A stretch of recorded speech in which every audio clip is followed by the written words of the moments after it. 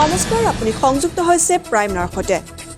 বুধবাৰৰ নিশা ভাৰতীয় সেনাবাহিনীৰ এটি দলে গোপন সূত্ৰৰ পম খেদি নাহৰকটীয়া নগৰৰ সমীপৱৰ্তী ধাদুমিয়া অঞ্চলত অস্ত্ৰৰ সৈতে এজন যুৱকক গ্ৰেপ্তাৰ কৰে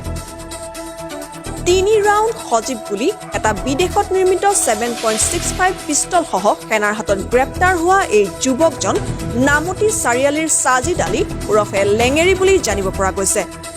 সাজিদ আলীক সেনাই পৰৱৰ্তী তদন্তৰ বাবে নাহৰকটীয়া আৰক্ষীক গতাই দিছে এই সম্পৰ্কত নাহৰকটীয়া আৰক্ষীয়ে আৰ্ম সেক্টৰ 25-1 ধাৰাৰ অধীনত 213/20 নম্বৰৰ গোচৰ ৰুজু কৰি জেল হাজতলৈ প্ৰেৰণ কৰিছে নাহৰকটীয়াৰ পৰা বিদ্যুৎ মহন্তৰ প্ৰতিবেদন প্ৰাইম নাও